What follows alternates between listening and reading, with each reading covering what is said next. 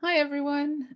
Thank you all so much for your patience and your good humour with how this event has started. It's been slightly chaotic because the Outing the Past team have just realised that we set up a webinar meeting rather than a Zoom meeting rather than a Zoom webinar. So just dealing with the complexities of Zoom nearly a year into a pandemic, but kind of what's new? And I'm sure we've all done something similar. But yeah, just to say good evening, welcome. I'm absolutely delighted to welcome you to Bishopsgate Institute's Outing the Past event. It's such a pleasure to have so many people here. I'm Rachel, I'm the Programme Manager at the Bishopsgate Institute, and I'm also going to be your host for this evening. So if you've got any questions, please fire them my way. I'm also going to start with a welcome video from Sue Sanders and the Outing the Past team themselves. So please do enjoy this video to start off with. Let me just find it 1 second. There we go. Welcome to Outing the Past 2021, our very 6th festival. It is just so exciting. This year we are virtual for obvious reasons. And I'm Sue Sanders, and with Dr. Jeff Evans, we coordinate the project together with our wonderful team who, like Jeff and I, volunteer our contributions and who I will introduce to you shortly. This festival presentation is one of nearly 20 such events being hosted by our festival partners that range from large national museums to smaller voluntary organizations, and we are so grateful for them to be involved. Further information about this festival hub and all the other festival events can be found at our Outing the Past website, which you can see there. The aim of the festival is to showcase the remarkable and fascinating accounts of past attitudes to sex and gender diversity, a history that has been too often marginalized and denied. In doing so, we seek to enhance the collective reading of our past and thereby provide a more inclusive and more reliable history for all.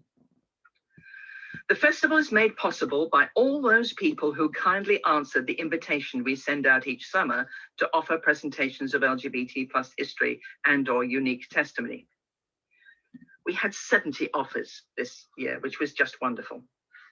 These offers are firstly moderated by our academic board that make up the annual OTP Festival Gazette, from which each festival hub partner choose their respective programs.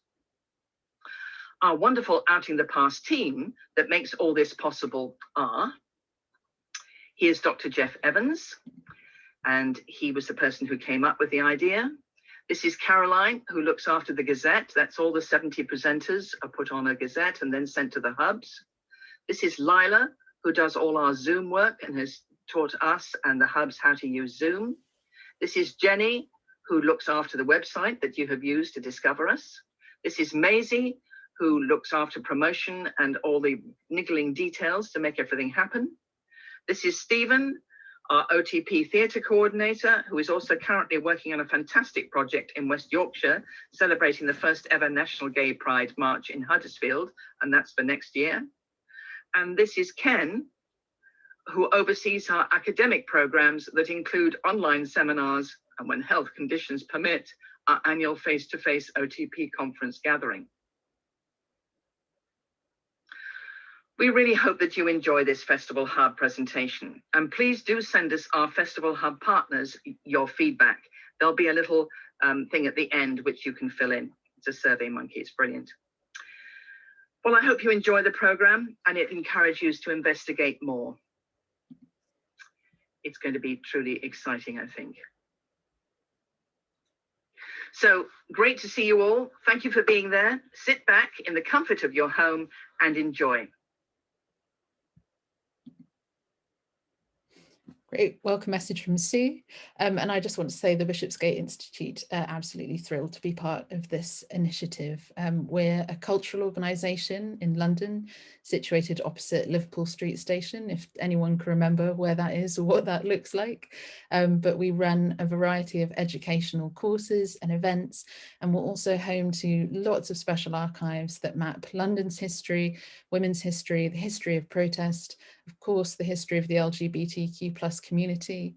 We hold significant archives like the Lesbian and Gay News Media Archive, the Switchboard Archive, and of course, we hold the Sue Sanders Schools Out and LGBT History Month Archive as well. Before we get started, I just wanted to lay down a few Zoom housekeeping rules. So the settings of this meeting mean that only the panelists can share their video and audio today, and it just makes it a bit more manageable for all of us that way. However, we'd really like you to encourage you to communicate with us and share your thoughts and let us know where you're coming in from. But also we'd really like to encourage questions for our panelists. It's a great opportunity to ask them questions about their presentations.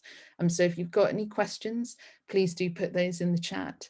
Equally, if you need any help or assistance, please do put those in the chat as well, and I will get to you as fast as I can. I should also let you know that this evening's event is being recorded, but I can assure you that only the video and audio of the panelists is going to be recorded, so none of the attendees' video or audio will be documented. Without further ado, I'm absolutely delighted to share a video presentation provided by Dr. Gosling, titled 30 Years of Campaigning for Equality by LGBTQI+ Disabled People. And Ju will join us after her presentation to answer your questions. So without further ado, please enjoy Ju's presentation.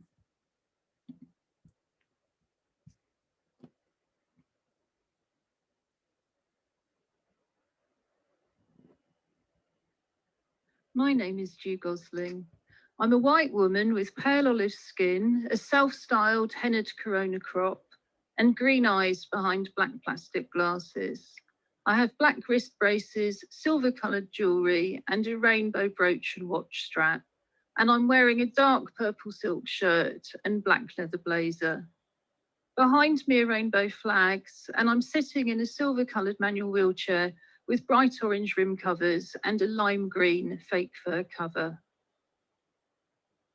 For the last 20 years, I've been a co-chair of Regard, the national LGBTQI+ disabled people's organisation. I mean by this that we identify as part of the international movement of organisations led by disabled people ourselves. Founded in 1989, Regard has 4 aims: to highlight disability issues within the LGBTQI+ communities, to highlight LGBTQI+ issues within the disabled communities, to combat social isolation amongst LGBTQI+ disabled people, and to campaign and work strategically on issues that particularly impact on LGBTQI+ disabled people. Regard has no core funding and no staff. Instead, the organisation is run by the members for the members, who are mostly LGBTQI+ disabled people ourselves, although we also offer associate membership for organisations and allies.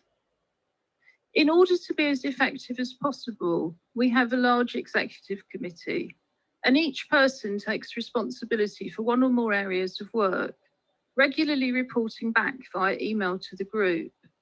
So, for example, we have members representing and working for the interests of people with learning difficulties, people with HIV and deaf people, members liaising with the disability and LGBTQI+ communities, members focusing on issues like social care and hate crime, and so on. We always need new executive committee members, so please do bear this in mind. We also have a Facebook page, a website, and a daily email group for our membership, where we circulate all of the information we receive about other activities, news and campaigns from the disabled peoples and LGBTQI+ communities. However, many disabled people are digitally excluded, while others have no privacy and cannot be out because it's unsafe, limiting our reach. As many as 1 in 3 of the UK's LGBTQI+ population are disabled, compared to 1 in 4 or 5 of the overall population. This is due to the long-term impact on our mental and physical health of discrimination, together with a higher incidence of HIV among gay and bisexual men. It's still common for someone to be rejected by our family or to have only superficial relationships with them, to be rejected by our childhood friends and to leave the area where we grew up, to have to hide our identity all of the time we're at work, to experience additional difficulties in meeting partners and setting up home together, and so on. This is extremely damaging to our mental health and also leads to behaviours such as addiction that cause long-term damage to our physical health. Then there are people who never recover from physical attacks linked to discrimination, including head and spinal injuries. Stonewall has found that LGBTQI+ disabled people experience much higher rates of hate crime than other LGBTQI+ and disabled people, and generally are the most disadvantaged of all disabled and LGBTQI+ people. Many LGBTQI+ venues are inaccessible due to environmental, social and attitudinal barriers. And this means that LGBTQI+ disabled people are often very isolated indeed. This in turn impacts on our mental health and makes us vulnerable to hate crime, including mate crime, where people posing as befrienders take over an individual's home and resources. Regard works to highlight the fact that LGBTQI+ hate crime victims are overwhelmingly disabled and pushes for policymakers and service providers to recognise this. We lobby organisers of prides and other LGBTQI+ events to implement our own guidelines to inclusion and accessibility, which you can find on our website, www.regard.org.uk. We raise awareness of repeated failures to include disabled people with event funders. From now on, I'm going to include some poems which have been written in the last 12 months about the experiences of LGBTQI+ social care users and other disabled people during COVID-19. So for anyone who's feeling particularly vulnerable, I'm going to issue a trigger warning and suggest that you take a break from your live event and then come back for the last 10 minutes, which will be a question and answer session. If you wish, you can always choose to view the rest of this video another time on the Regard website. I'm going to begin with a poem called Careless, which I wrote last June, Pride Month. The story of our disabled community is the story of the wider LGBTQI+ community too. The majority of people become disabled in adult life, and 2/3 of disabled people are over retirement age. Careless tells the fictional stories of social care users in the first 4 months of the pandemic, based on all too common real-life experiences, the shared factors in our history that make us particularly vulnerable to COVID-19 now. Without being able to draw on significant support from family members, childhood friends, partners and children, LGBTQI+ disabled people have no option but to access state services and are heavily overrepresented amongst social care users. This includes care home residents. A national shortage of accessible and supported housing means that LGBTQI+ people of all ages are living in care homes. When LGBTQI+ people do use social care, research carried out by Regard with the University of Bristol, Stonewall and the Social Care Institute of Excellence shows that we experience widespread discrimination, again, partly because lack of community and family support makes us more vulnerable. Regard works closely with the Care Quality Commission, which regulates social care, the National Institute for Clinical Excellence and Social Care, which sets standards, and the Social Care Institute for Excellence, which creates practice guidelines for social care workers and policymakers. We also succeeded in the noughties in implementing monitoring of care home residents' sexual and gender orientation, although this rule is often ignored. Far from being encouraged to be out, before the Equality Act 2010, members living in care homes reported they were told they would be evicted if they came out to staff or other residents. More recently, Out members have been asked to leave their care homes on the grounds that their peer support needs cannot be met, and their safety from other residents not guaranteed. Careless. Pete isn't a dad, though he's somebody's son. Ellen is lovely, but nobody's mum. They both left home early and haven't been back. The same's true of Trudy and Melvin and Jack. Sue's not seen her kids since she came out as trans. Bill's son avoids him whenever he can. Trevor's lost touch with his sisters and brothers. And Kath's son has simply no time for his mother. Pete wasn't able to come out at work, so his friendships were limited, much as that hurt. He found love and found it again, and lost it once more, which has caused him great pain. Trudy's another who stayed in the closet. Her life and her livelihood both rested on it. Her happiest moments were clubbing at night, but she daren't risk it often, despite the delights.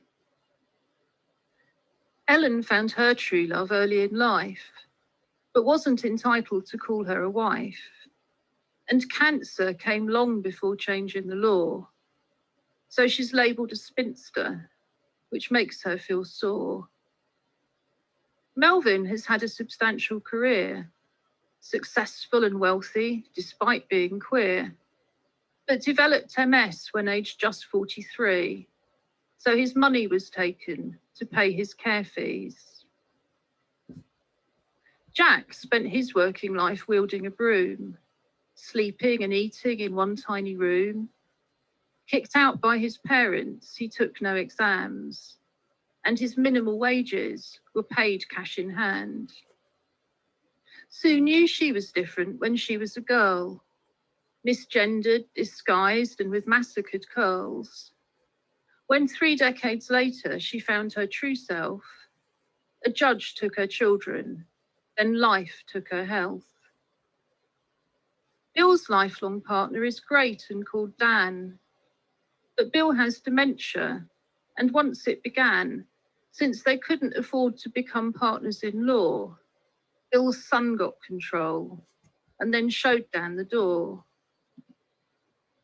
Trevor trained as a teacher and worked in a school, till arrested and outed and sacked under rule. His crime being only to love until death, a dear man whose sudden loss left him bereft. Kath led a happy and sociable life, not wanting to settle for only one wife, but her son signed her over to state social care. Only family members can visit her there. It was March 2020, and all through the land, infection was spreading with each shaken hand. With each missing mask and each failure to act, with each mass event, each denial of fact. Then across England, the coughing began. Throats filled with glass and eyes filled with sand. People struggled for breath as their fevers soared high. And the promised protection was founded on lies. Pete died the first week and stayed where he lay, till the carer who gave it him came the next day. Ellen died next after going to shop. She'd had no choice as her social care stopped. Then Trudy and Melvin and Kath became ill. And soon, so did Jack and Sue, Trevor and Bill. As infection raged through 1 in 3 of care homes, with visitors banned, they all suffered alone. At the time of their passing, their deaths didn't count. It took far too long for the pressure to mount. And while they were dying, no ambulance came, since a doctor had put DNR by their names. No one wrote tributes to mum or to dad. No grandchild complained that their treatment was bad. Voices were silent or spoke the belief that for old and sick people, it was a relief. No services marked their departure from life. No films were made for a husband or wife. No graves exist, and their ashes lie spread where no one can possibly notice they're dead. Now it's Pride Month, and still people are dying. Quietly, lovers and friends are still crying. Rainbows on windows served only to hide the rainbow that faded, then vanished inside. Sadly, as we're all aware, nothing has changed in History Month 2021. Care home residents are still dying in large numbers, and LGBTQI+ care home residents continue to be among those with the least support from relatives and the heaviest dependence on state funding, meaning they're living in the poorest standard facilities. Now, with COVID-19, younger residents who are themselves in good health and usually lead an active life in the community, and many working age disabled people spend years in residential care due to housing shortages, they've also been trapped in their care homes for nearly a year now. What is not more commonly known is that social care users in the community have the same high mortality rate as people living in residential care.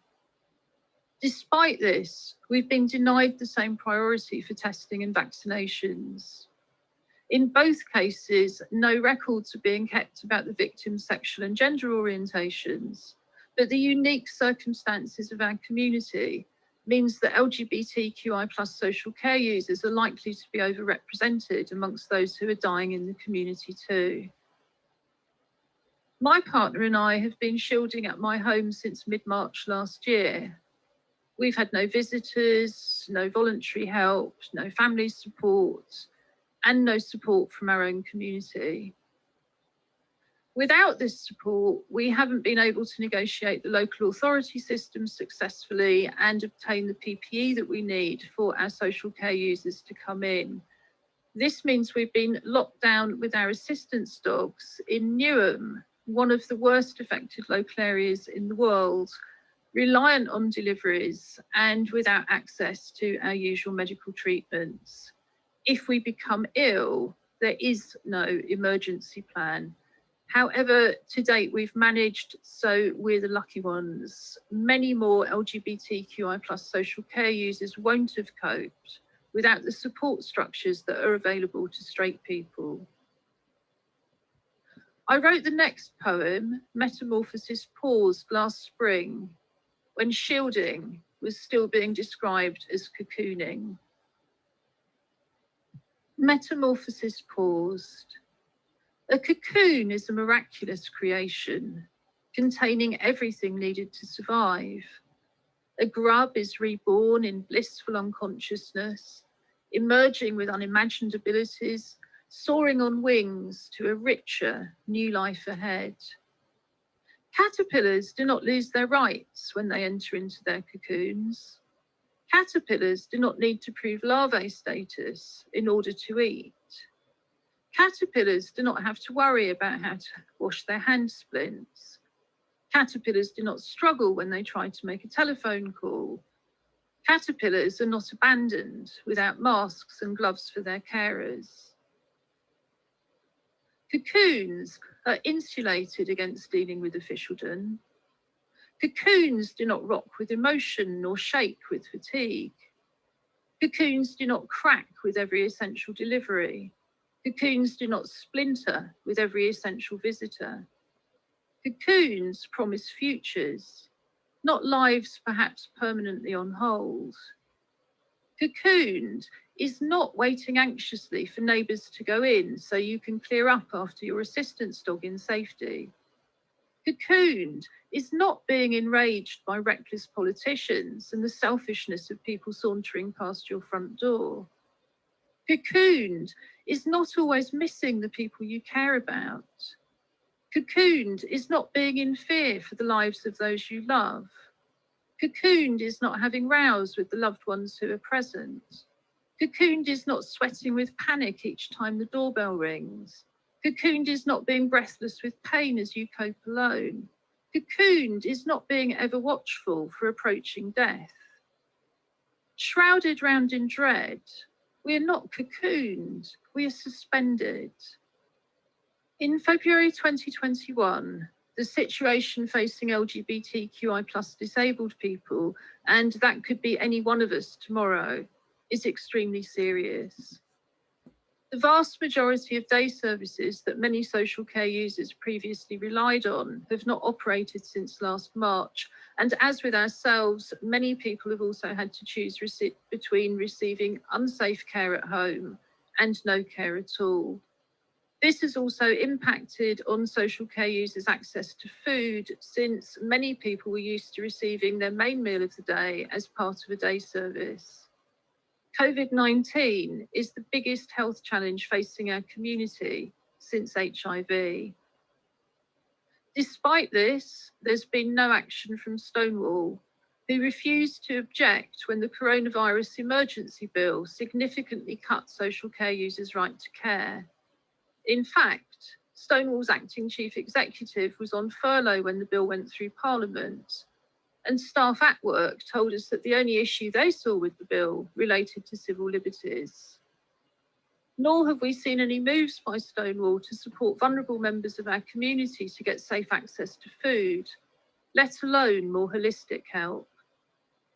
Regard has tried hard, but alone we have been unable to get the government to accept that LGBTQI+ people have, as with other minority groups, been disproportionately affected by the COVID-19 pandemic, and so need targeted monitoring and action. Overall, the UK has one of the highest proportions of COVID-19 patients who die from their infection.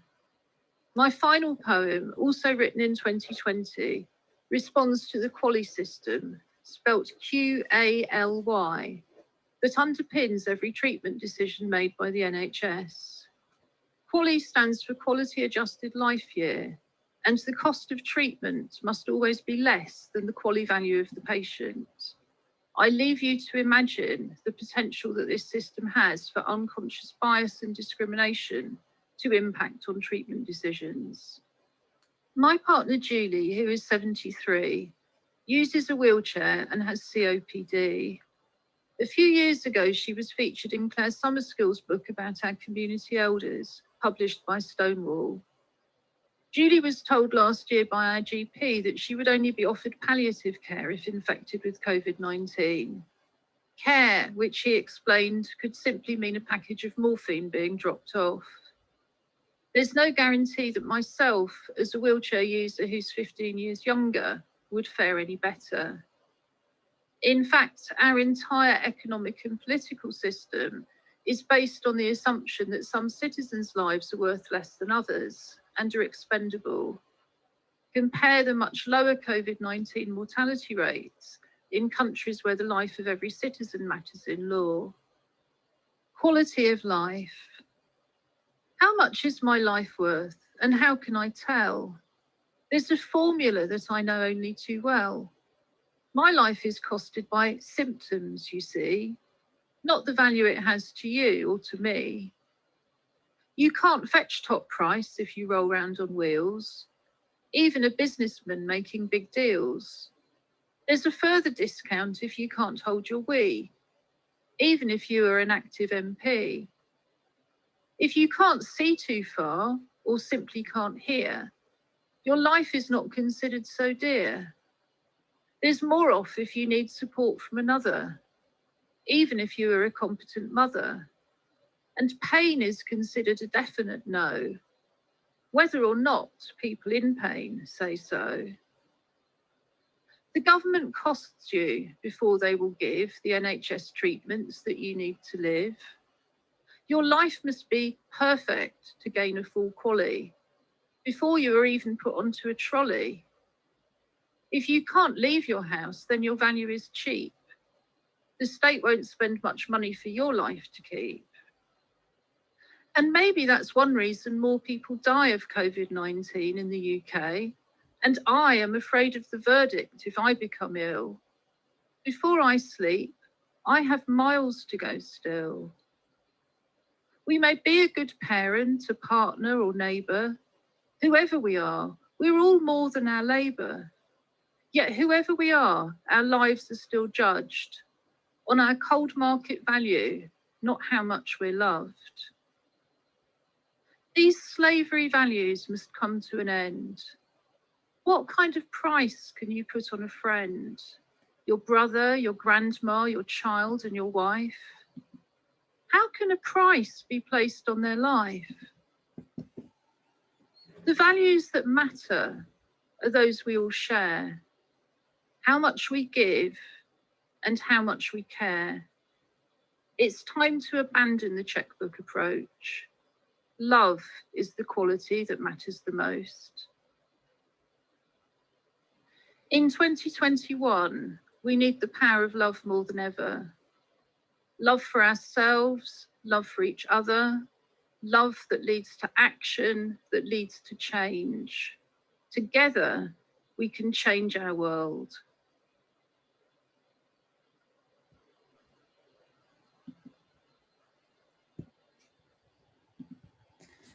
Gee, that was absolutely brilliant. Thank you so much. And for anyone who's interested, I know that you can find a recording of that presentation on YouTube, I think. Yes, we have it embedded in the Regard website. Brilliant. The poems are separately available with the rest of my poetry on my own website, which is due90.co.uk. Since Great. I'm also known as in working life as the artist Due90. Something I possibly regret, but it's too late, you know, decades too late to change now. Thank you very much for the comments in the chat. We've got, I think, just 4 or 5 minutes, but I'd love to hear from some other people. Yeah, if anyone's got any questions, please do put them in the chat, and we can post them as well. But and Ju, I also wanted to reiterate, you were saying that Regard have provided some guidelines as well that can also be found on the website too. Yes, we have event guidelines, although I don't think, despite Boris's little bits of gaslighting yesterday, we need to trouble ourselves with them this year. But yes, we have Pride Guide access guidelines. I'm sure we'll be updating them in terms of covered, because, you know, everything to do with live events is now looking at issues like testing and cleaning. And but yes, those guidelines as they exist at the moment are there. Brilliant. And lots more information. Regard membership is free, and we welcome allies into membership. We have a category of associate membership. We have membership for organisations. So yeah, we really welcome anybody. You don't have to be disabled. We've just had a lovely comment from Jill, or Gil, sorry if I'm pronouncing it wrong, saying every school, university, college and care provider needs to hear and see that. And someone else has said how powerful. And I thought, yeah, absolutely. Your presentation should be shared. I mean, if people always ask that question about if the leader of, you know, your country could be shown one thing in this moment, what would you want them to see? And I think your presentation would come to the top of my mind, but what I'd want Boris to sit down and actually watch. Well, that's really kind. I mean, I know it's quite a powerful subject, and you know, it hits a lot of us. You know, I'm aware that for a lot of people in the audience, this is also quite personal. So as we had all the technical hitches at the start, do you want to move on? And then if anybody wants to correspond, they can always get hold of me in the chat, or my personal email, if you want to pop it up, is mail@due90.co.uk. Great. Yeah, no, I don't think we've got any more. Oh, there's one question. One from Mark. Great. Yes. Shall I read it out? So Mark's saying intersectionality was coined as a term 30 years ago, but still isn't widely understood. Completely agree. Do you have any thoughts on what the biggest barriers to this being widely understood are? Yes, I think they need to take a non-binary approach. Apparently you can be gay and disabled, or gay and a person of colour, but you can't be, for example, a person of colour and disabled and gay. So the Arts Council, when I was training their diversity team about 18 months ago, were very, very proud of this event that they'd funded, which was a health-based event for people of colour. And it was at the Scala, which means steps, which has no disabled access whatsoever. So, yeah, I think it's that sense of, it's not just one intersection. It's not like a little turning off on the road. You know, they're sort of, we're all huge junctions of so many different identities. But I think that's a great question. I really don't know, other than the fact that, like I say, people just seem to take such a binary approach to it. You can only be two things. Yeah, And as a absolutely. lesbian, I'm already a woman and a lesbian before I get on to being disabled. Absolutely. Brilliant. If just because I am aware of time and because we're late, but thank you so much, June. I will share the link to your website in the chat as well, so that everyone can access that. And then if anyone does send me questions, yeah, please send them to June in the chat. Or I suspect that everyone's a bit kind of stunned by your amazing poems. They're absolutely brilliant, really stunning. That's really kind. Thank you so much for inviting me. And yeah, thanks everybody for listening. It's my absolute pleasure. So I would like to invite my next panelist to join us. It's called Bethan Reese, and she's going to give her presentation, Yes, Asexuality Does Exist, a look at asexuality then and now. Let me see if I can get Bethan back. There we go. Brilliant.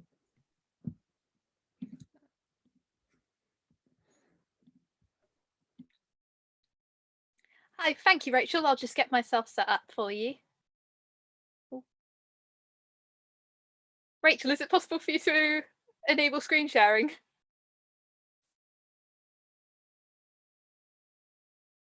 Ah, fab, thank you so much.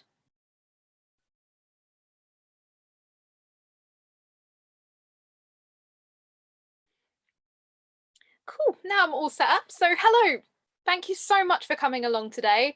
I'm Bethan, I use she, her pronouns, and I am a long-time member of Ancient House's Teenage History Club. I was part of the group who curated the exhibition Pride of the People, Helping History Out of the Closet, and ran tours and various events surrounding LGBT+ history. When we were creating the content, one thing that we wanted to make sure was that we included as many identities as possible, including asexuality. I myself identify as asexual and aromantic, and I really wanted to learn more about asexual history. And today, I'm here to give you a fun, light-hearted, hopefully sort of comedic introduction into asexuality and asexual history. And I would start by saying that I am not talking about the self-reproductive amoeba type of asexual. I'm afraid you are at the wrong talk if you are looking for that. I'm talking asexual as a series of identities. So grab a cup of tea, a bit of cake or pie or something, because I'm going to take you on a journey this evening and show you that, yes, asexuality does exist. So let's start at the basics and have a little crash course on asexuality for those of you who aren't aware. So, what is asexuality? And no, it's not being sexually attracted to the letter A. As helpful as the letter it is only worth 1 point in Scrabble. Asexuality basically means the lack of sexual attraction to any gender. And this doesn't necessarily mean an asexual or ace person for short doesn't have sex. Some may be repulsed to it, but there are still those who enjoy getting it on, if you know what I mean. Me? I'm the kind that still feels ever so slightly awkward watching sex scenes in films. Asexuality is often referred to as a spectrum because of the many different identities it entails, such as demisexual, which is only having sexual attraction with a close relationship, and grey ace, feeling sexual attraction only in some instances. Ace people can still be romantically attracted to people. Say somebody can be asexual but still romantically attracted to women, for example. But some people, ace people, are also aromantic, which, as you can probably guess, is when you don't have a romantic attraction to any gender.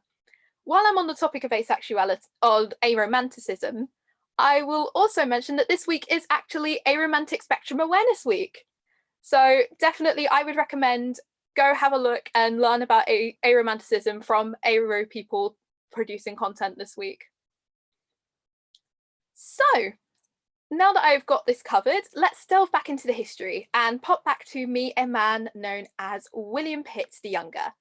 Born on the 28th of May, 1759, into a highly political family, William Pitt the Younger went on to be the youngest Prime Minister at the age of 24.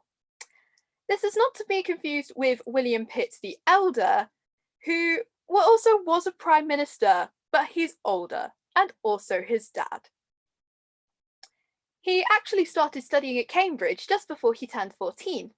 And obviously I know the educational system was different then, but it does feel very weird knowing that he went at 14 to this highly prestigious university when I was 14, and I'm sure many of you in the audience will be able to relate to this, I was just spouting absolute rubbish on Facebook. My memories are held truthful.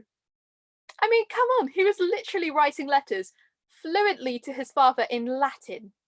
And I mean, yes, I know nowadays any kid with access to Google Translate, even if it's wildly inaccurate, can do that too.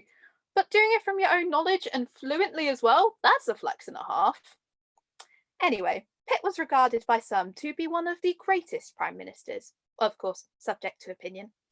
He was commonly known to not be attracted to women, which led to some satire, including this satirical verse. "'Tis true indeed we oft abuse him, because he bends to no man. But slander's self does not accuse him of stiffness to a woman." Yep, that is exactly what you're thinking. The implication of this is essentially a dick joke. Classy. He was known, however, to have close relationships with men, one such relationship being compared to that of James I and the Duke of Buckingham, which, I don't know about anyone else who might have studied this in any form, but that looks pretty gay to me. However, it is also important to note that he didn't have any sexual relationships with these men. So that gives a basis for some, including me, to think that he might be homoromantic, so attracted to men romantically, but asexual. And interestingly enough, it turns out that William Pitt the Younger is actually an ancestor of mine. I'm a descendant of a fellow ace. Makes sense, really. There has also been evidence of early social movements that could be considered asexual or wider queer movements. For example, the spinster movement of the late 1800s. This was a big feminist movement that wanted to push against the ideas that men set of what a woman was supposed to be in society, and the spinster movement in particular focused a lot around sex and not marrying, which at the time was a very radical idea, and some ideas were even anti-sex as a whole. However, they managed to successfully push for the raising of the age of consent in America and England. And historians have really considered this movement to be an LGBT+ movement in some way, including wondering if it was highly asexual. Around this time, in 1869, Carl Maria Kurt Burney coined the all-familiar terms homosexual and heterosexual, which we still in some cases use today. However, at this time, he also coined the term monosexual. The definition? People who only masturbate. I mean, close, I guess. Pretty specific, but close. Jumping forward to 1948, where another name was given to us. Dr. Albert Kinsey included those with what he termed no socio-sexual contacts or reactions on the Kinsey scale in a distinct category known as X. Definitely stands out as the only letter in a scale of numbers. And I mean, imagine if we'd stuck with that instead of asexual. Think of all the pop culture jokes. X-Men, the X Factor. Oh, how the opportunity was lost. Asexual activism and feminism still continue to go hand in hand almost a century after the spinster movement. In 1972, Lisa Orlando wrote an essay known as the Asexual Manifesto. Disillusioned by feminist narratives at the time, she looked at asexuality not so much as an identity, but as she describes, a commitment to defy and ultimately to destroy the baseless concepts surrounding both sex and relationships which support and perpetuate the patriarchy. She also stated, "This manifesto is not the last word on asexuality. It is only a beginning." And she was right. Not only are you listening to me right now, discussion only continued to rise, and the idea of asexuality as an identity became more clear. On the 17th of May, 1997, Zoe O'Reilly wrote an article for an online magazine, and this article was called My Life as an Amoeba. That's right! There was asexuality content on the internet before Tumblr! Take that, exclusionists! Anyway, it's an interesting article about identifying as asexual in the 90s, which, thanks to the wonderful Wayback Machine and the ever wonderful Internet Archive, is still online and available to be read. She explains her view. I find that being devoid of sexuality makes my life a lot easier. By not having a significant other, I am following 4Hour's philosophy of simplify, simplify, simplify. One less birthday to remember, less food to buy, and no one forcing me to place someone besides myself first on my list. That's one way to look at it, but I would probably end up replacing that additional food spending with either cats or houseplants, so I'll probably be broke either way, really. This article led to what some regard to as the first online asexual community, as asexual people really identified with what O'Reilly was saying and shared their experiences in the comment section. The early 2000s led to online asexual communities springing up on the internet. The first was Haven for the Human Amoeba, which was an email list run through Yahoo. And in March 2001, David J. set up the community now more commonly known as the Asexuality, Visibility and Education Network, or known for short as AVEN, which is probably now the most well-known asexuality advocacy group. I think it is really important for me to say at this point that although a lot of organising happened online, it is totally inaccurate to refer to asexuality as a creation of the internet, or as some people coin, an internet orientation. I mean, the first part of my presentation literally proves it's not the case. As the 2000s went on and communities like AVEN grew, asexual people became more recognised and developed their community. And the symbolism of cake came in. Basically, when the online forums for AVEN started, members liked to welcome new users with cake, with the idea that cake was better than sex, which I agree. Apparently, there's even been controversy between cake and pie being better. Now, I don't know about you, but I love the idea of this of all things being a massive debate. Who needs sex when you can argue about desserts? In 2005, the unofficial symbol of the black ace ring was introduced, with people wearing a black ring on the middle finger of their right hand to show they were asexual, and a white ring on the left middle finger for aromantics followed. And in 2010, our pride flag was created. AVEN held a competition on their forum for people to submit designs for an asexual pride flag, and the members then voted on the design. And this was the winning design. The colours used were a part of the AVEN logo, but also, like other pride flags, had their own meanings. The black stripe represents asexuality, the grey stripes represents grey aces and demisexuals, the white stripe represents non-asexual partners and allies, and the purple represents community. Alongside this, in 2010, the very first Asexual Awareness Week, now more commonly known as ACE Week, was held, and this now runs at the end of October every year. Nowadays, although there is more to be done, especially when it comes to exclusionary attitudes, asexual people are definitely more recognised, and asexuality is starting to be included more in LGBT+ campaigns. AVEN regularly march at some Pride events, including London Pride. At London Pride 2019, the first asexual bar event was held, the Ace of Clubs, which also gives more proof that asexuals are incredible at naming things. We have activists like Yasmin Benoit, an asexual activist and model, making waves, breaking stereotypes, and providing incredible visibility. And on the 31st of January this year, the day before LGBT+ History Month began, an International Asexuality Day was announced, and the first ever one will be held on the 6th of April this year. And all of that is pretty ace, huh? I am so sorry, that is a terrible pun, but I had to do it somewhere. I would like to finish this by talking a little bit about my experiences as an aro-ace person. It's definitely interesting looking back at myself growing up from an asexual and aromantic lens. And looking back, I'm pretty sure any desire I had for a relationship growing up was totally forced to fit in with the people around me. And I never really fantasized about it. I'm autistic, and I don't know if anyone can relate in the chat, but growing up as that one autistic kid in a mainstream class, people really did love to make fun of me. And I remember quite a while ago, I was significantly younger at this point, I had some people actually decide to think it was a great idea to ask me out as a joke. Although it did really upset me at the time because, you know, that's really cruel, I never really knew why I said yes in the first place, and it didn't affect me soon after. And once I found out I was asexual, that all made sense. I've never really felt that I was missing out by not finding people sexually attractive or by not being in a relationship. And I actually stumbled on the term asexual at about 15 or so, and I immediately thought, oh my God, that's me. I'm 20 now, and I still don't feel any different. When it came to coming out, I've always had to explain what it was, which can also be a little bit awkward at times. But in recent years, it wasn't as necessary.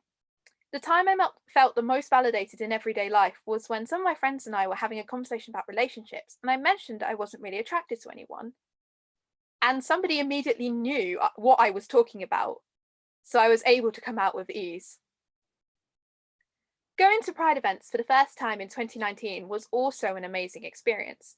Of course, I've heard of a small number of people in the LGBT+ community being really excluding of ace people, and unfortunately, on social media in recent days, I've seen this rise again, which is very upsetting. But when I went to Pride, I felt really, really welcome at every single one, and it was wonderful to see loads of other ace people. One of my fondest memories was walking up to Trafalgar Square for London Pride and seeing someone with a big asexual flag sticking out of their bag. They spotted me on the other side of the road wearing mine and waved. And I'm happy with who I am, and that's the main thing, right? So that's all I have for you. And before I go to questions, I would just really like to thank you for listening. I hope I made you laugh at times. I mean, my humour's pretty questionable at the best of times, so I'll be pretty chuffed if it did. But above all, I really hope that you have learned something from me today. I really enjoyed learning about all of this, and I hope you enjoyed hearing about it. So thank you very much.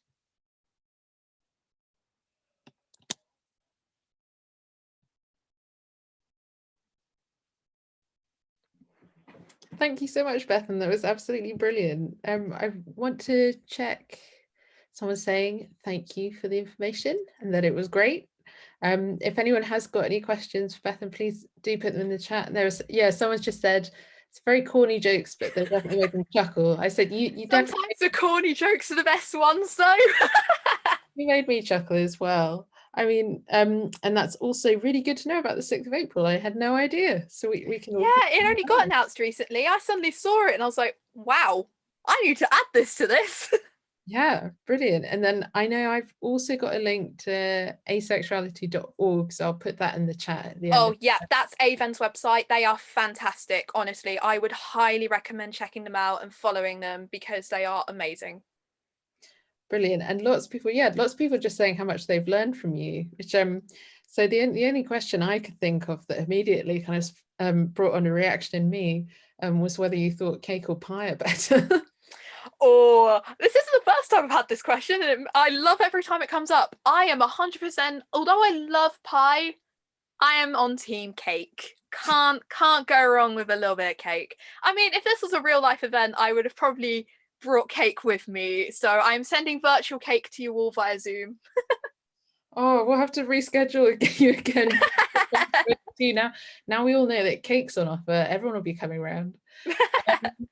Oh, someone's just saying their only question is why we can't all be more supportive of one another. It is such a shame, honestly. I mean, I've seen a lot in recent days. There's been a lot of online hate towards asexual and aromantic people, and a lot of it has come, unfortunately, from people in the community, which is so sad because it is such the community is very inclusive, and it's so diverse, and it just makes me sad that there's a lot of exclusion, even of even of identities other than asexuality. I've seen so much against trans people. I've seen so much against bi and pan people.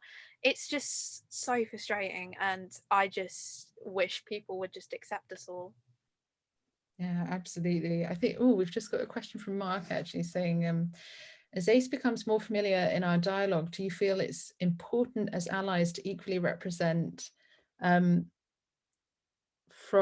your experience, or is it too big a conversation for people to absorb at the moment? Yeah, I've just spotted the comment, and it's talking about aromanticism, and I would think so, yes. It is definitely, although asexual people can also be aromantic, can be mutually exclusive, and it is definitely important for that side to be represented as well.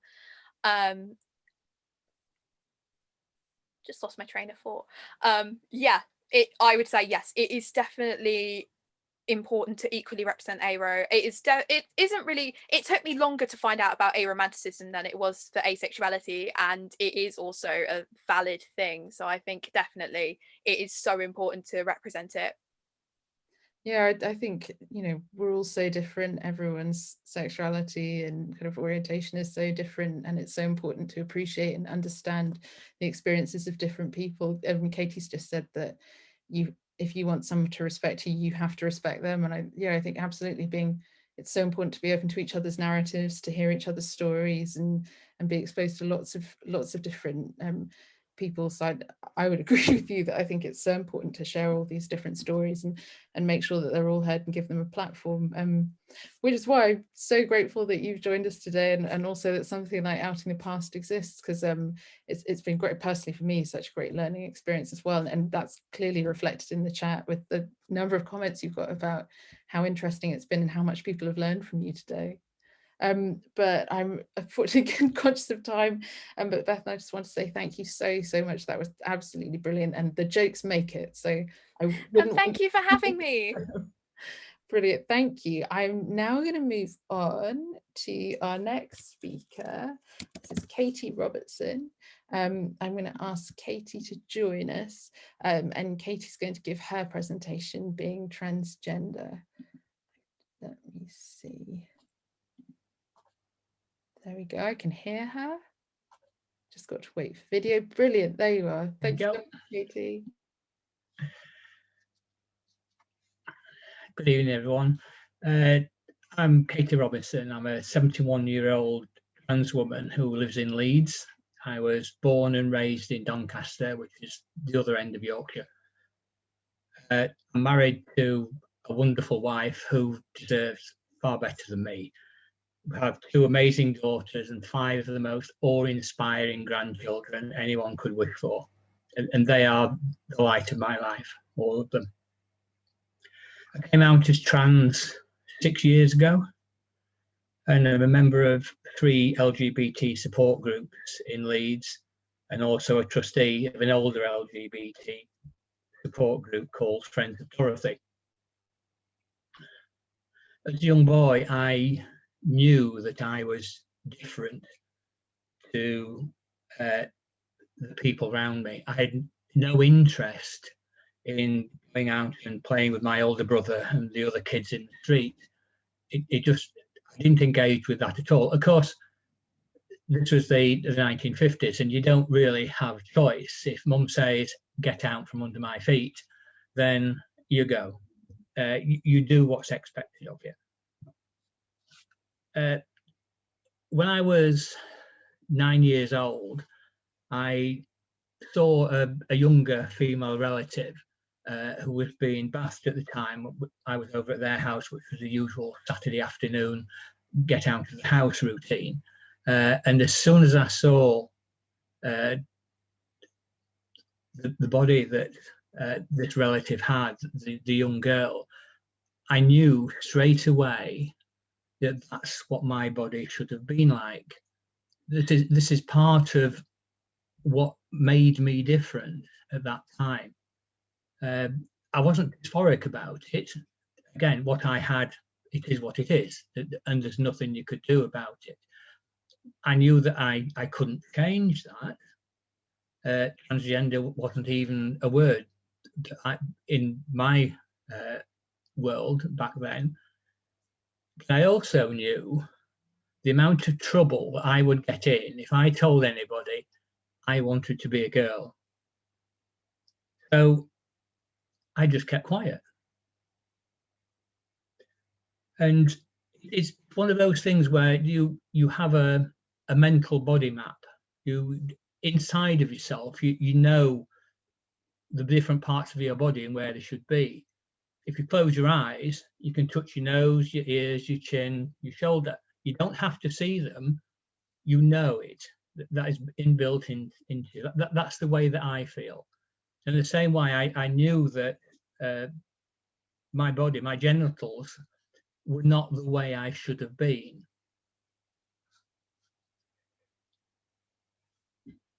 How I dealt with that disconnect with my body then, and the emotional aspect of it, of, you know, this is what I should be, but I can't have that. What am I going to do about it? Is that I suppress the emotion. And you just go like that as you start to get emotional, change the subject, think about something else. And for me, that was a survival technique. My parents had split up when I was 3 years old, and I'd been moved from one side of the family to the other. So I'd lost my dad and was living with my mum. Then I lost my mum and was living with my dad, and then we had housekeepers. All of these things had massive emotional impacts on young children. But back then we didn't have the support systems that we do now, so you had to get on with it. And for me, that was just shutting down emotionally, and that got me through and has done. It's only in recent years that I've been able to face my emotions, to talk about them, to think about them, to discuss them with other people in support groups such as this. The unfair thing about it really is that if you're a girl and want to wear boys' clothes and climb trees, that's not a problem. You're just a tomboy. If you're a boy and you want to wear a dress and play with dolls, oh no, that's not allowed. So you no outlet for these desires that you have, for the way you think, the way you feel. I passed the 11 plus and went to a boys' grammar school, and that opened my eyes at that point to male attitudes towards females. The talk in the playground of the other boys who were 13, 14, 15 years old, the way they talked about girls, what they want to do with them, how they thought about them, to me was absolutely horrendous. I couldn't think of people having such a, nowadays it's called objectified view of such wonderful creatures as girls were. Again, you do what's expected of you, and you go around in groups, and we'd go over to the girls' school just across the road and tractor them out on the wall outside. And the boys that were the other boys in my group were always trying to have peace with them, get off with them, cop a feel, whatever you could get away with before you got your face slapped. For me, I was just content to sit there and talk to them, to enjoy, you know, just a friendly interaction with them. And that, to a certain extent, made me different. But again, I couldn't explain it because I knew what the other boys' reaction would be. And again, the amount of trouble that I would get into in the playground. And I'm non-confrontational. I don't like arguments. So again, you keep quiet, you keep your head down, you do what's expected of you. And I carried on from there. When I started work at 16, I'd given up on school because while the schoolwork was easy, I'd no involvement in it, I'd no engagement with it. And again, that's part of feeling out of the system. So I left school and got a job. I was working as an apprentice engineer, and there in the workplace, I found a mentor who cross-dressed. He supplied the rest of the workshops with their pin-up pictures, which were all the rage back in '66, and also had a more stronger selection for himself. And he used to wear female underwear. Again, under his overalls, nobody ever knew. And he supplied, he discovered that I was in favour of that. I supported it, and he supplied me with clothes that I could wear while I was at work, and that for me fulfilled that need for female expression in a relative privacy. So it didn't have to come out. Again, it wasn't every day, it wasn't all the time, but every now and again I had the opportunity to present as female in a very limited space, and that just kept my identity alive and allowed it to carry on under the cover of the male that I was supposed to be.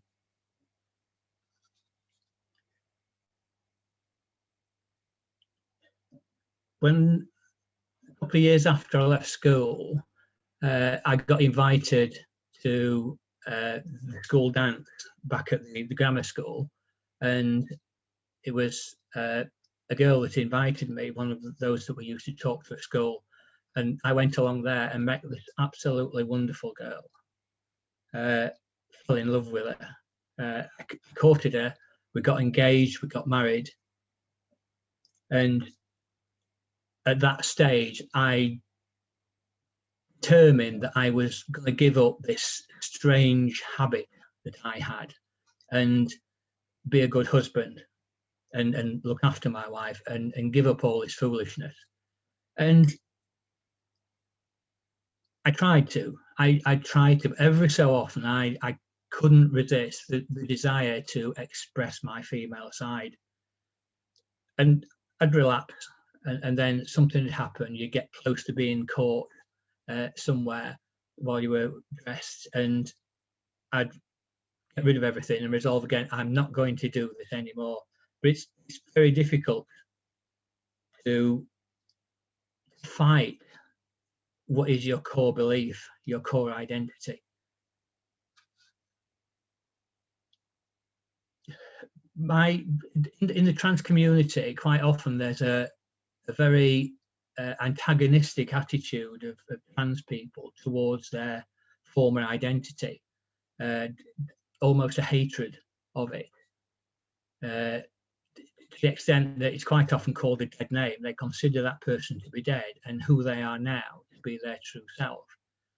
And I consider myself as Katie to be my true self, but I'm very grateful to Rob for all that he did for me to allow me the time to build my identity, to find out who I was and explore it, and give me the opportunity, and isolated incidents, just maybe a couple of hours, sometimes a couple of days, where I had a chance to be Katie.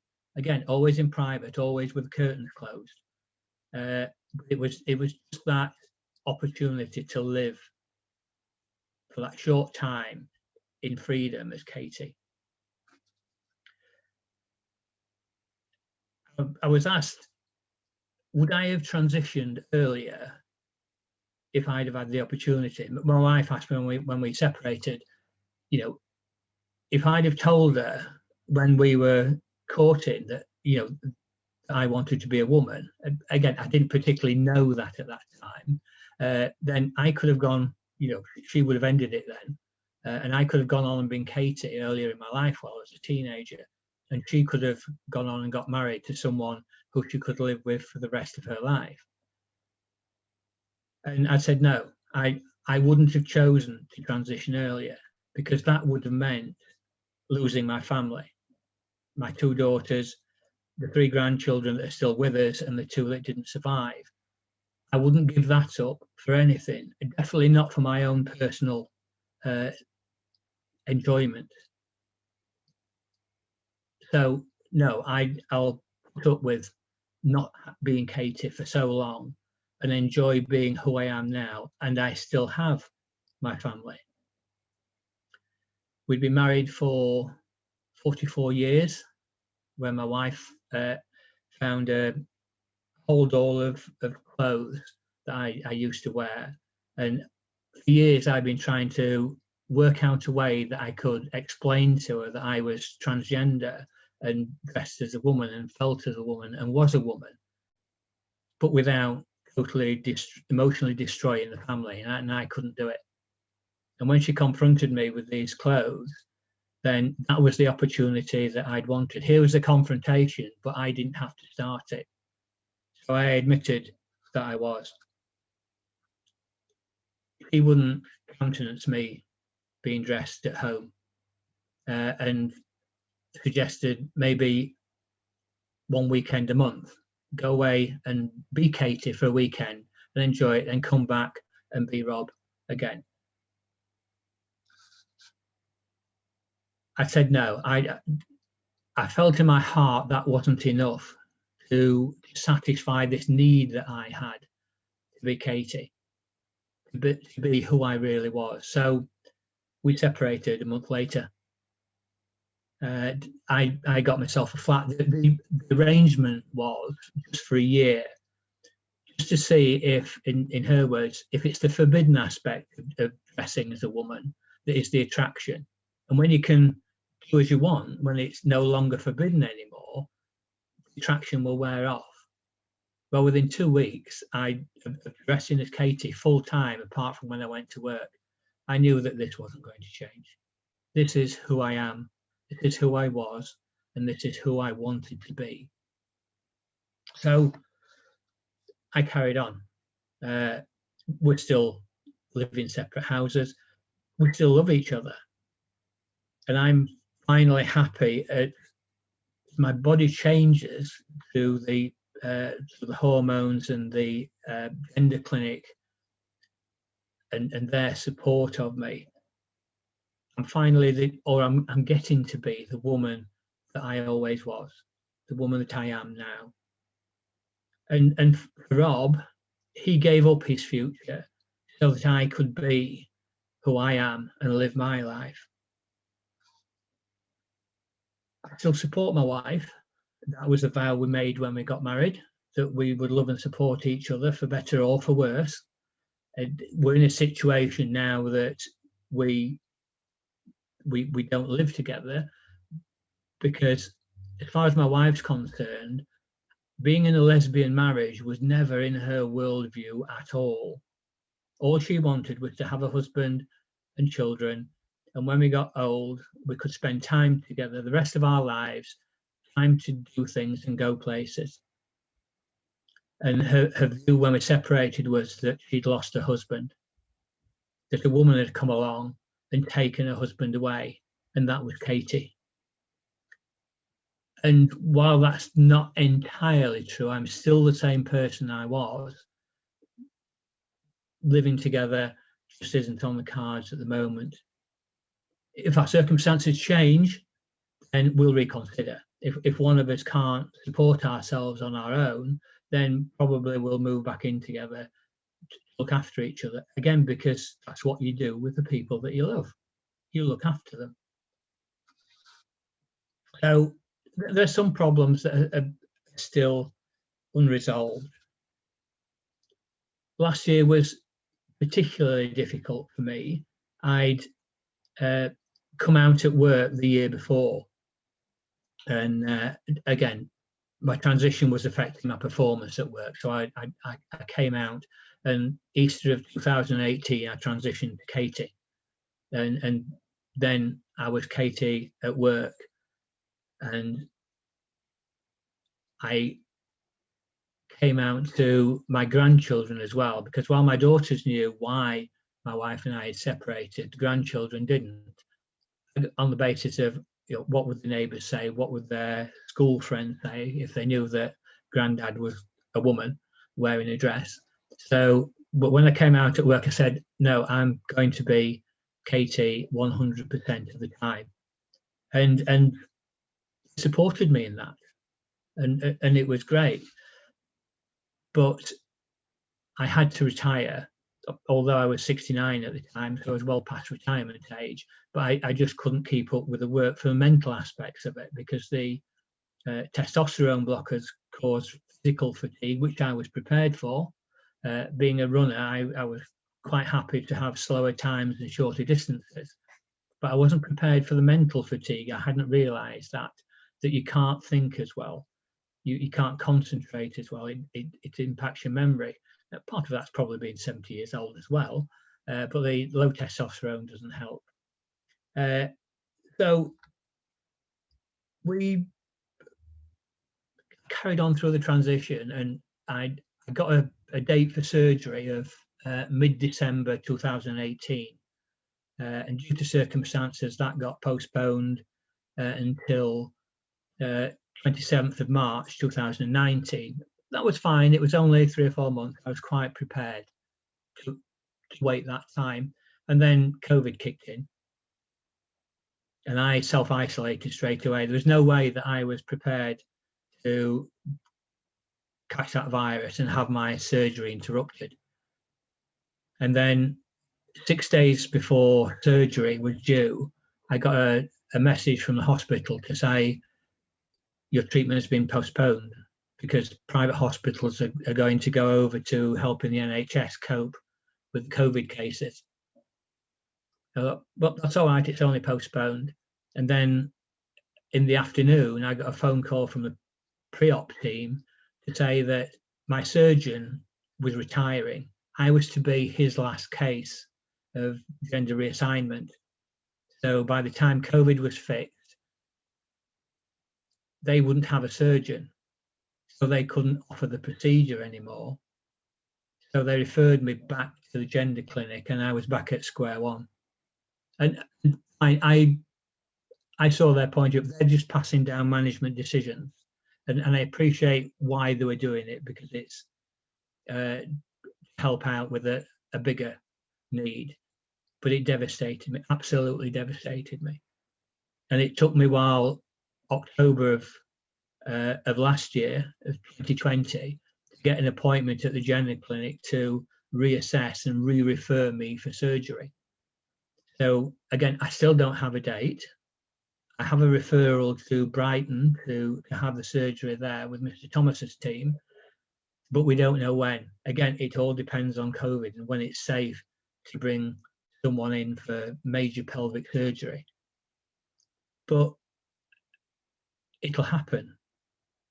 I might be another 2 years to wait, but it will happen. And then the final piece of me being Katie completely will be here.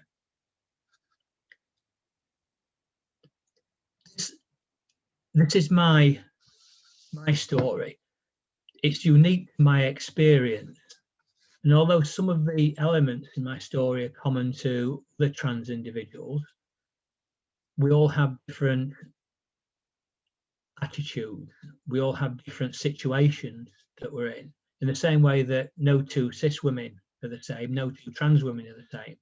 We have different family relationships, different reactions to at work and with our friends and out in public. So with all of those differences, it should still be all right. As we said on the previous talk, it doesn't matter that we're different. Everybody's different, and that is something that we should celebrate, not work against, not try and drag down, because there will never be another Katie Robinson. I am unique in who I am, in my experience, in the life that I've lived, and I respect everybody for who they are. I don't always agree or understand their position, but I respect that this is who they are and who they want to be. And for me, I think we just have to deal with what life throws at us. Just cope with it, plan for the future, find a way round it, through it, over it, whatever. Just come out on the other side and be happy with who you are. Thank you. That's my story. Thank you so much, Katie. This is why I wish we could all be together, because I'm sure there's thunderous applause going on right now that unfortunately you're not able to hear. But I want to say on behalf of everyone, that was so moving and clearly a very emotional story for you to tell. But as you're saying, it's so important that we hear these stories. I'm quite tearful. That was really phenomenal. And yeah, if you look at the chat, it's just overflowing with comments. People saying how much they admire your attitude towards supporting your family, and thank you for sharing your story and the complexity of your situation. People saying they hope you manage to have your surgery soon. I think lots of people saying good luck with your surgery. I think, kind of like Ju was highlighting, there are so many aspects of people's lives that have been put on hold this year that people can't even imagine. And I'm so sorry that your surgery's been delayed, but I'm really hopeful, and we'll be thinking of you, that will be coming along soon. Yeah. I mean, the timing of it, I said, once I pulled myself together the next day, if they'd have phoned me up a week later, I would have been recovering on the ward. Yeah. And it would have gone on from then. Mm. But again, it is what it is. Mm. You've got to deal with that and look forward to it all working out. And to be honest, for me, it has always worked out. No, that's an absolutely amazing kind of perspective and approach to have. Really admirable. If anyone's got any questions, please do put them in the chat. I was just going to ask if you had anything that kind of any resources that you wanted to share, or kind of things that you found helpful, that perhaps there might be someone here today might find helpful. I think it's the support groups. For me, being a trans woman, it was a trans support group. We have 2 trans support groups in Leeds. One's Trans Leeds and the other one's Transmission. Okay. Again, they're different to each other as well. But just to go there and be with other trans women who listen to their stories, to share mine, to offer advice and help, just encouragement in there. One of the big things that helped me was probably a couple of years after we separated. I was living on my own. Someone introduced me to an event called Lee's First Friday, which was a big e-girl event. So cross-dressers, transgender, transsexuals, about 100, 200 girls all out for a night out in Lower Briggate in Leeds. Was absolutely amazing. It wasn't exactly my scene. I don't like clubbing. I don't like live music. But to be in a group of that size, wherever you went, in any of the venues in Lower Briggate, there'd be a couple of dozen of other girls there that you either knew or you'd seen or you'd talked to. And that in itself is massively supportive. And I think when you're transitioning, that is what you need, because as we've said before, you lose so much of your life that you had before because of who you are and the stand that you choose to take, you have to take, to be honest with yourself, to fulfill yourself. So find a support group. And I've been with those 2 support groups for quite a number of years, but a couple of years ago I got introduced to another one, which is Friends of Dorothy, who are an older LGBT group. And that was a massive difference, because while I had very little in common with the other support groups, because they were predominantly 18 to 25-year-olds, this is 50 plus up to 90-year-olds, I have a connection with them. They understand the age that I've lived through, the things that I've seen. Again, it's part of history. They were part of history, and so am I. And you talk about what it was like when you were younger, and they understand it. And it's that, find a support group somewhere, talk to other people in the community, ask for their help. There's online resources. Go to, if you're older LGBT listening to this, then go on friendsofdorothy.org.uk. That's our website. It'll tell you, again, we used to meet once a month, lunch and a chat and a talk and a hug. It's like all of that's on hold at the moment. It hasn't gone, it's just on hold, and hopefully it'll come back soon. But that is a massive help to have someone in your group who understands what you're going through and what you've been through. So that would be my advice for that. Yeah, and I'm sure, I mean, yeah, just by being part of this event and by sharing your story, I'm sure you've done that for so many people today, and will continue to do that as you share your stories. Thank you so much. I will also put links to Friends of Dorothy and Trans Leads and Transmission in the chat as well, so that everyone can access those resources. But thank you so much, Katie. I really appreciate it. And now I'm going to invite Lisa Power to join us for the final presentation. I'm sure you've all heard Lisa on your radios, because I have a lot recently, and it's always really exciting. But Lisa, I'll let you take it away. I'm sick of the sound of my own voice, to be honest, so there you go. Okay, my name's Lisa Power, and as I always say, I'm a dyke who's been around for donkey's years.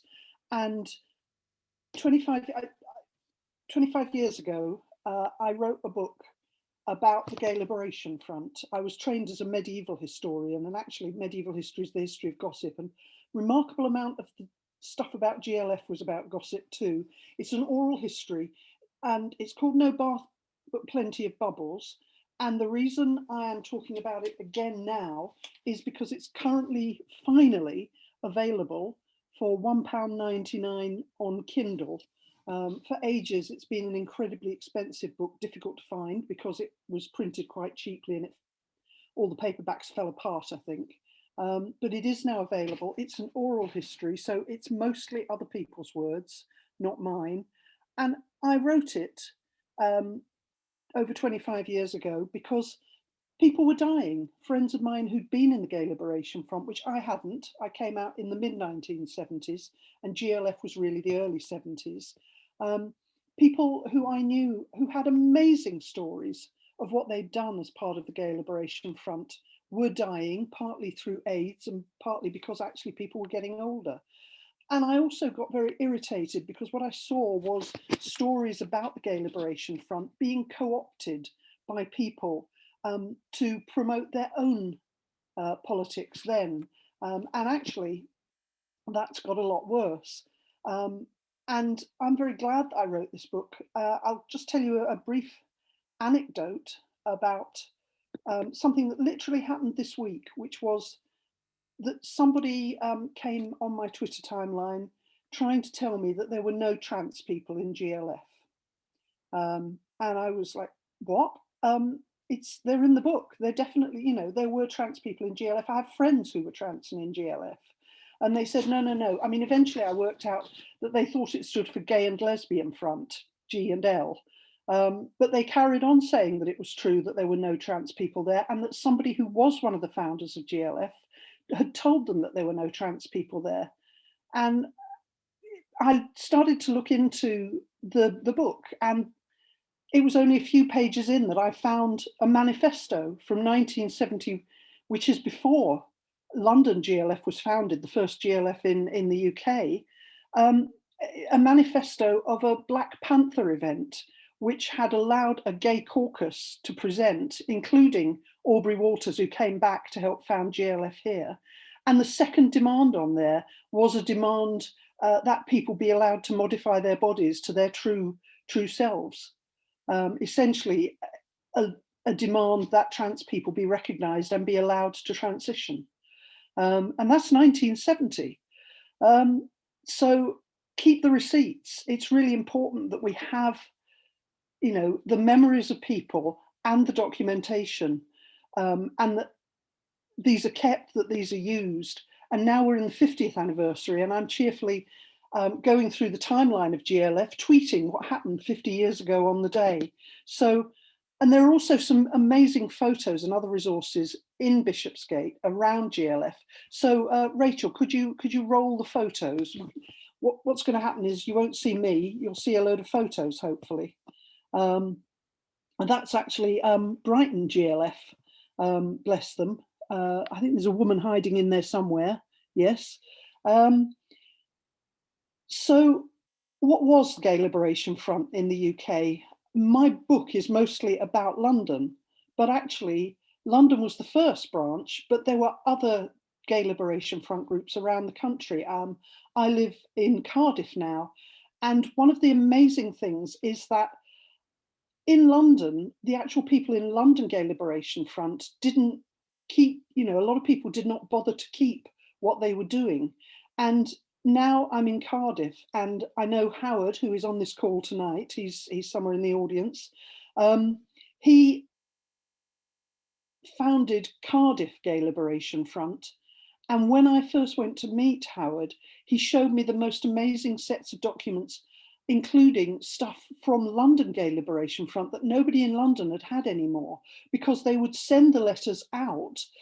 This is actually the event that he had a letter from the Gay Liberation Front youth group in London, inviting him to send a delegation down to the first ever gay demonstration in the UK, not the event that happened on in Highbury, but the first proper rally in Trafalgar Square after a march through the centre of London, which was in 1971. They went from Speaker's Corner down to Trafalgar Square, and they had a youth demonstration against the age of consent for gay men, which was 21 then. And they played a game in front of the steps of Trafalgar Square called Pickin' the Chicken, which had various couples kissing each other, gay, straight, young, old, and you had to find the one that was illegal. And there are photographs of that still. So it's worth exploring locally. You may have had a gay liberation, well, I know there are people here from Leeds, for example, and Brighton, and there are definitely gay liberation fronts there. This is a picture of Birmingham Gay Liberation Front. And you may find not only the documentation of your own local gay liberation front, but you may find some of those resources sent out by London GLF all across the country from their little office in the basement of 5 Caledonian Road, which eventually became the start of Gay Switchboard. Gay Liberation Front was very different from anything that had come before. And I think it's really important to point out that it wasn't the first gay organisation in the UK by any manner of means. There'd been stuff for quite a while, but it was the first revolutionary gay organisation. It was the first organisation which modelled itself on women's liberation and on the Black Panther movement in the States. And that's where a lot of the politics came from. It was about liberation for all peoples. And I think it was much more, the manifesto is there, which a lot of this is contained in. It was written very early in GLF. And a lot of the demands in that manifesto had not been met when I wrote the book 25 years ago, but they did come afterwards. They came through in the late 90s and early 2000s. So it was born from these revolutionary politics, and it wasn't about equality. It wasn't Stonewall. It wasn't the campaign for homosexual equality. It didn't want equality because it said equal to what? We don't like what the straight world's got either. We want a revolution. And it's fascinating to read a lot of that stuff and a lot of that language now. It's stuff that we would often have trouble fighting for now. And the other thing about the Gay Liberation Front was that anybody could join it. And I'm talking primarily about London here because that's what the book is about. But there were gay men in there who'd come to the meetings in their suits from their office work. There were men in frocks for a large part of the time, people who were called by others the rad femmes, men who thought, who used the slogan, and a slogan I love to this day, saying that you will learn more by wearing a frock for a day than a suit for a lifetime. There were lesbians of all kinds. There were lesbians in GLF. There were lesbians who walked out of GLF to found separatist stuff. There were trans lesbians in GLF. That's my friend Roz.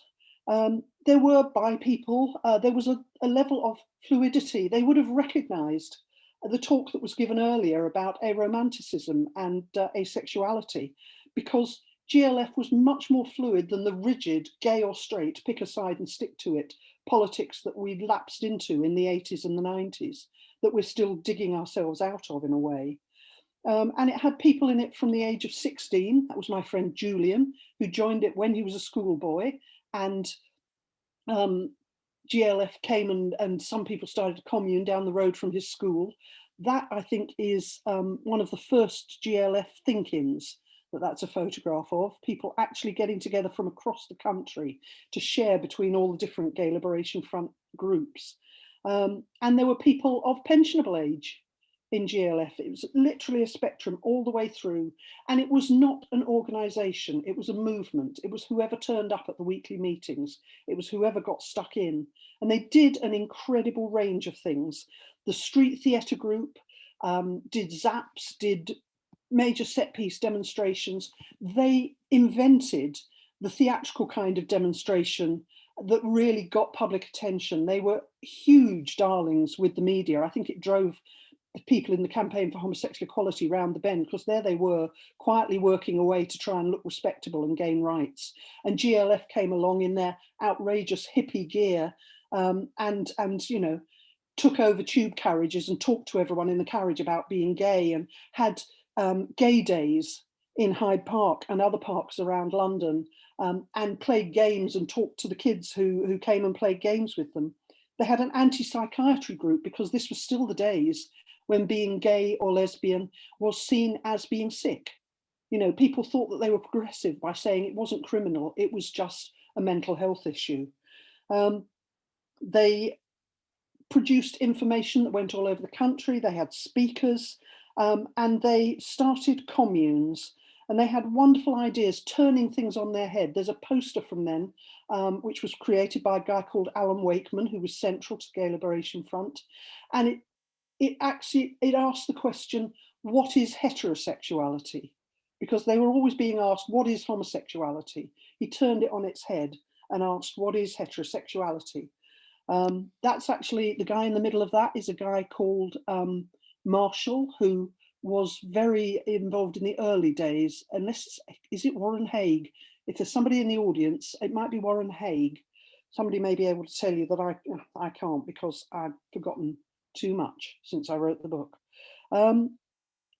GLF did all these amazing demonstrations, and its biggest deal was its fight against something called the Festival of Light, which was run by Mary Whitehouse, Malcolm Muggeridge, an evangelical vicar, and Cliff Richard, would you believe? And they started a moral crusade which wanted to outlaw pornography, sex work, and homosexuality. And the homosexuals rose up and told them what they thought of that. And they did not take it lightly, and they massively disrupted all of the events of the Festival of Light, which were in September 1971. We're coming up to the 50th anniversary of it. This is from later on. This is from, I think, 72 at least, if not 73, because it's Camden GLF, South London, it has split off into lots of different groups by then. But the demonstrations against the Festival of Light produced something that exists to this day, which is gay nuns. Gay nuns disrupted their biggest set piece event, and GLF basically became notorious because of the demonstrations that were held then, and incredibly celebrated. GLF didn't last for a huge amount of time. In London, certainly, it had pretty much evaporated by 1974.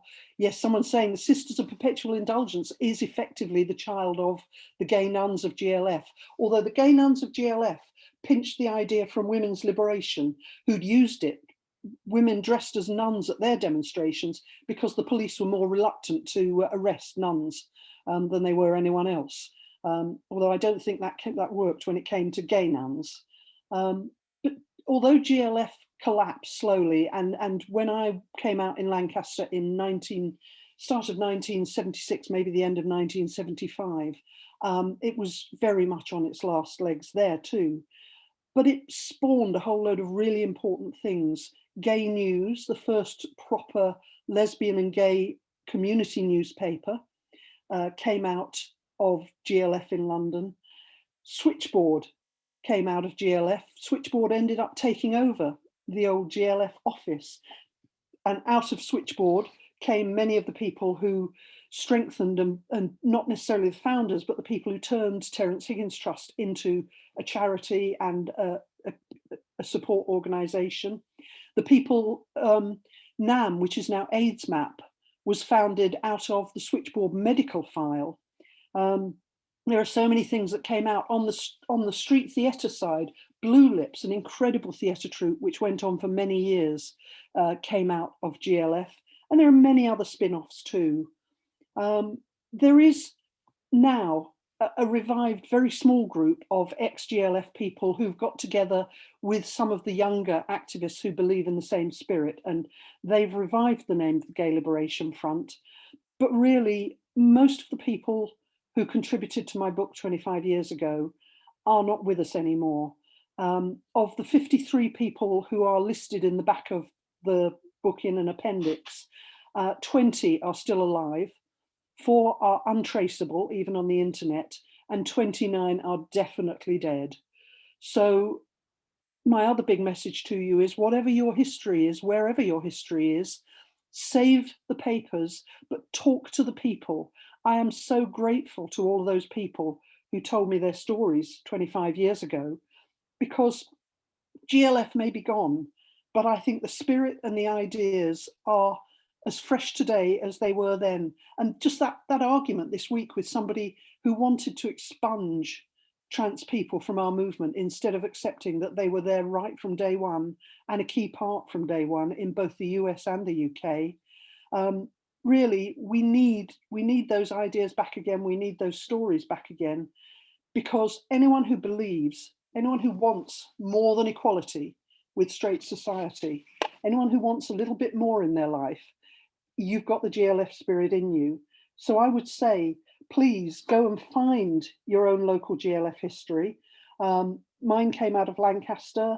Howard's comes out of Cardiff. There are other people who are probably in the audience who've got other histories with Gay Liberation Front. Maybe somebody who was even at that thinking. Find those records. If you haven't got your own GLF, read the manifestos, read the magazines, think about those ideas in them now. And I really do encourage you, get the book. And I can say that without an enormous amount of ego, because most of the words are not mine, but the stories of all those people in the Gay Liberation Front who changed the face of queer activism in the UK forever and did things that we are still striving to be as good as now. You know, they deserve to be honoured and remembered and learned from. And the thing I most want to take from their spirit is the way that anybody could walk into a Gay Liberation Front meeting and sit down and listen and learn and get stuck in and get involved. And they would, at least at first, until they started to have rows with someone, because GLF, like every other gay group, plenty of rows, but everybody was welcome to come in and start trying to do things with them. And everybody was welcome to go and do their own thing with any of the people they found there. And you didn't have to subscribe to a very specific set of beliefs. You would find other people there that you could work with. They were anti-establishment, but they weren't afraid to challenge the establishment and look at what they needed and ask for it. And honestly, I do see a lot of that spirit in a lot of young activists today, including the young woman who presented before me. That kind of bouncy spirit of optimistic, we're going to change the world. They did, and we can. Thank you.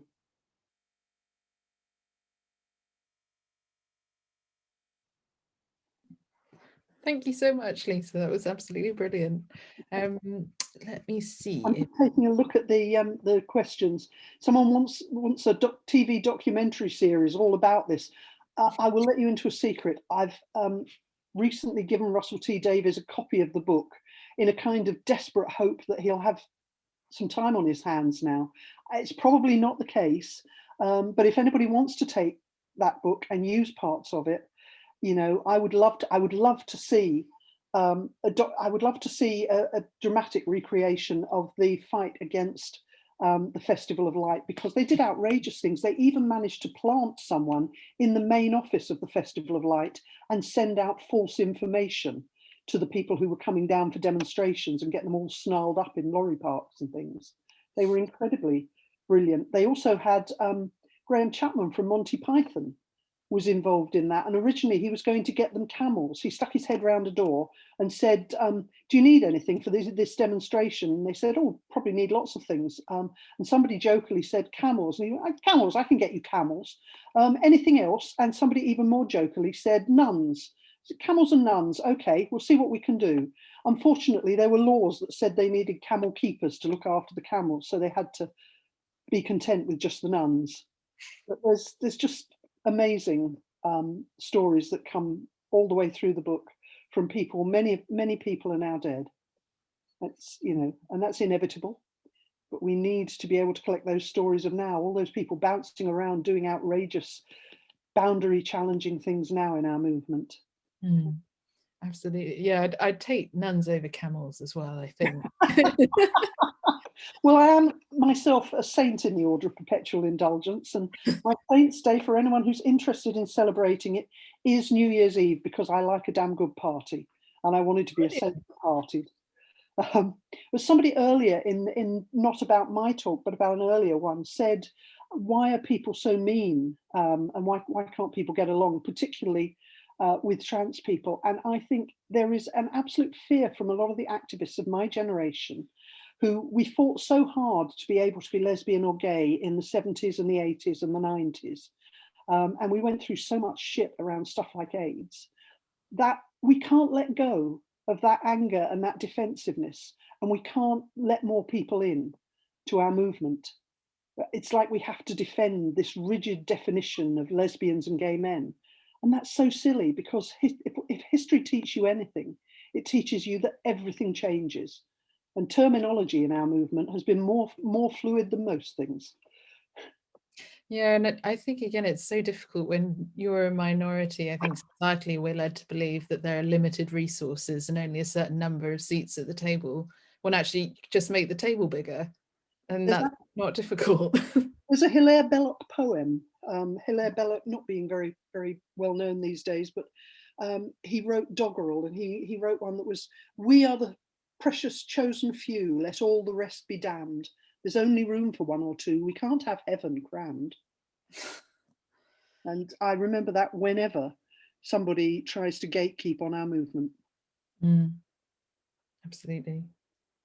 Yeah, lots of people are talking about the importance of oral history and complaining title of the book. Well, I can't help it. GLF were mad, and No Bath But Plenty of Bubbles is from one of the GLF magazines about a commune in West London which had no bath but had plenty of bubbles. I nearly called it the Cosmic Ball, and then people were so naughty about the word ball that I gave up. Completely different. And Magda is here from the revived GLF. Demonstration, celebration for 24th March. Yeah, and some modern activism around Poland. God bless you. What else? There was another great comment where someone was actually asking about accessing your book. So Lisa said you can buy it. Kindle, $1.99. If you are out there and you haven't got Kindle, find my Twitter and send me a DM, sending me your email address, and I will send you, it's not as good as the Kindle version, but I will send you a rough proof of the book. For nothing. Make a donation to Switchboard next time you can. That's helpful. Someone's asking what your Twitter handle is, Lisa. I think it's Lisa Power. You're very easy to find. You've got a lot of followers. I tweet a lot. Trust me, you'll find. I know. All the other Lisa Powers on Twitter must get very annoyed because. No, not at all. If my name matched yours, I'd be very pleased. Someone's also asking about accessing the GLF archives and our archives. So I can say, unfortunately, because of current government guidance, our buildings and our archives aren't open. But again, if you follow our social media accounts, you'll be the first to know when our building is open. We ran a COVID secure service back last year, and so we're all geared up to do it again. The minute our team can get people into the library, they'll be absolutely thrilled to have you. We're an open library, so you don't need to sign up, you don't need to bring your birth certificate, none of that. You can just walk in and ask for what you want to see, and our wonderful team will bring it to you immediately. So yeah, join us when you can. There's somebody there talking about when he was with Outrage, they demonstrated against Cliff Richard and he hadn't realised there was a history. Well, if Peter Tatchell was with you that day, he was also there at the day in the great demonstrations against the Festival of Light, and Cliff Richard was handing out leaflets. He was with the GLF youth group handing out leaflets about gay sex, which were covered in Bible texts. The cover was Bible text, so all of the people at the Festival of Light were taking these Bible text leaflets, and then when they sat down and opened them, there was gay porn in the middle. Oh. It's not exactly Stonewall, but it was certainly interesting. Oh my gosh, we're getting a lot of comments. Let me see. Someone else is saying they could listen to you forever, Lisa. If you want to listen to Lisa forever, she's on a lot of podcasts. At the moment, you can listen to me forever. It's a bit problematic. If I could advertise one other thing that's on at the moment, because I'm a trustee of Queer Britain, and there is a Queer Britain Vimeo, which is out at the moment. You can find, if you look at Queer Britain on social media, you'll find it a few days back, which is the panel that I did with Russell T Davies and Mark Thompson for Queer Britain about It's a Sin. And that is just a complete hoot. So I would love people to go and have a look. If you want to listen to anything else I've done, go and listen to that. And if you want to support Switchboard, listen to the podcasts. The logbooks, which is the Switchboard podcast, which is award-winning and is amazing. It is, it's phenomenal. That's a brilliant podcast. Lots of people have had very emotional reactions to that. I'd also say, Lisa, you were really good on Women's Hour as well. I actually had people texting me and saying, Lisa's on. Well, the interesting thing about Women's Hour was they asked us all to say la. Yes. And the others said la, and I said, no, I'm not going to say la, but I want to tell you about the la t-shirts from Philip Normal. And I just did a tiny 10-second ad for Philip Normal's la t-shirts. And Philip contacted me to say that he'd sold so many t-shirts immediately after that, that it had raised another £3,000 for Terence Higgins Trust. So that's like, another 60 t-shirts on the spot, as it were, because £20 of every t-shirt goes to Terence Higgins Trust. He's raised £200,000 for them through that. Poor man, because he can only screen do about 70 t-shirts a day, so he's had to go to mass production for the t-shirts now.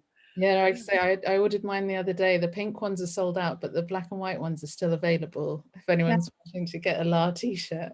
Chris Best is pointing out that the paperback on Amazon is listed at £1,158. I'll let you into a secret, Chris, which unfortunately everybody else here will hear. There is actually a copy of the paperback of No Bath But Plenty of Bubbles on, what's the site? The auction site. Oh, eBay. eBay. There's a copy on UK eBay for 99p at the moment. It's not going to stay that way probably now I've said it here. There is one for 99p. I'm keeping an eye on it as well. But no, £1.99 on Kindle, absolute bloody bargain. Please leave a review, because then they might actually make it one of their 5 books of the day and whatever.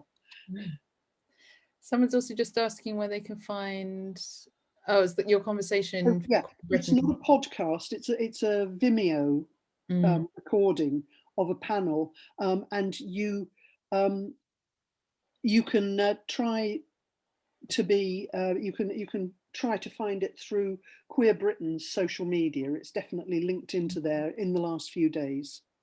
Yeah, I'm trying now to see if I can find it on their website as well. That would also be. I'm sorry, I don't have a link to it. Queer But it's a Britain. hoot. I mean, Russell's a hoot to do a panel with any time, but Mark Thompson is also absolutely brilliant, and is now running an archive of Black queer representations in the 80s as a direct result of what happened with It's a Sin.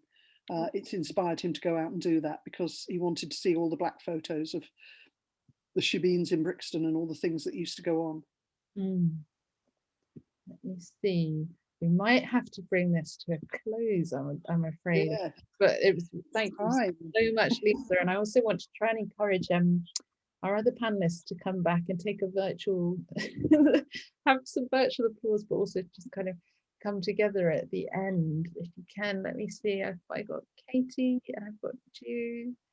And then we just need to get Bethan. I want to make sure everyone gets a moment. Katie, if you got, I'll just ask you to start your video. Thank you.